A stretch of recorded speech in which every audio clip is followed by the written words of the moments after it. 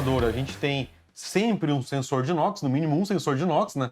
Os caminhões DAF, por exemplo, que usa outro sistema de pós-tratamento, tem 2 sensores de NOx. No DAF tem dois Tem já, dois, né? tem um antes e um depois do catalisador. No Euro 6, que eu não sei quando vem, como a gente já comentou, vai ter 2, né? E aí é uma maravilha, né?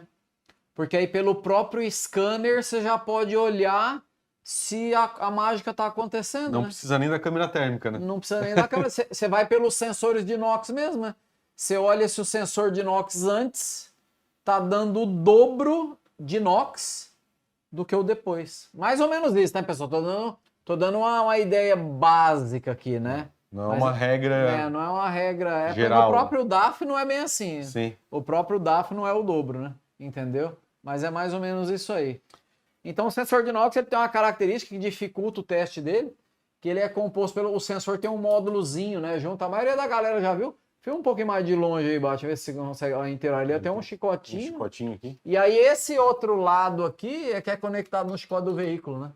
Então esse é o sensor de NOx. Além do sensor de NOx ali no catalisador, a gente sempre tem também sensor de temperatura. Tem alguns caminhões que tem somente um deles e tem caminhões que tem o pré e um pós, né? Mas o sensor de temperatura já é o contrário, né? Só tem o antes, né? Isso, geralmente só tem um antes. Quando tem só um, ele é antes, né?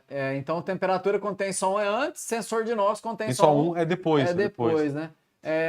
O que justifica é o seguinte, o sensor de temperatura do escapamento é antes, porque para injetar o ar, a temperatura antes do catalisador tem que estar mais de 200 graus, em geral, né? Isso. Então, todo o sistema de pós-tratamento, o módulo tem que saber qual é a temperatura, senão não adianta ele injetar ar, porque se ele injetar, ele cristaliza tudo no catalisador, se não tiver quente. A reação não vai ocorrer porque não está na temperatura certa para ela ocorrer. A reação não acontece. Então, o sensor antes tem que ter, em todos. E o sensor de temperatura, né, do catalisador, tem antes.